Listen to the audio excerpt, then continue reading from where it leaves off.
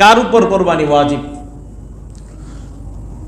সুস্থ মস্তিষ্ক বালেক, সুস্থ মস্তিষ্ক সম্পন্ন বালেক ব্যক্তির উপর কোরবানি ওয়াজিব যদি 10, 11, 12 জিলহজের 10 তারিখ সুবহে সাদেক থেকে নিয়ে 12 তারিখ সূর্যাস্ত পর্যন্ত তার কাছে যদি নেশাব পরিমাণ সম্পদ থাকে, তথা 7.5 ভরি স্বর্ণ অথবা এই পরিমাণ টাকা, অথবা 52.5 ভরি রূপা অথবা এই পরিমাণ টাকা যদি কারো কাছে থাকে, তাহলে তার উপরে কোরবানি ওয়াজিব হয়ে যাবে।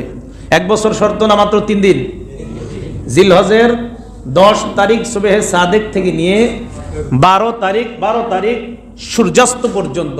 কোরবানির ক্ষেত্রে একটা শর্ত আছে, প্রয়োজন অতিরিক্ত সম্পদ যদিও থাকে। কি থাকে বলেন তো, কি বলছি?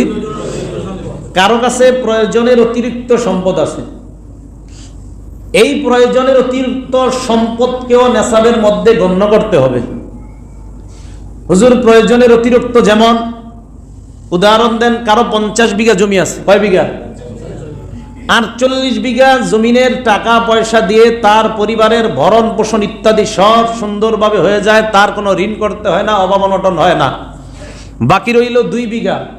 এই 2 বিঘা জমিনের যেই সম্পদ, এটা নেশাবের মধ্যে গণ্য করতে হবে। যদি হিসাব করে দেখা যায় এটারও পরিমাণ হয় 7.5 ভরি স্বর্ণ এবং 52.5 তোলা রূপার সর পরিমাণ, তাহলে তার উপরেও কোরবানি ওয়াজিব হবে।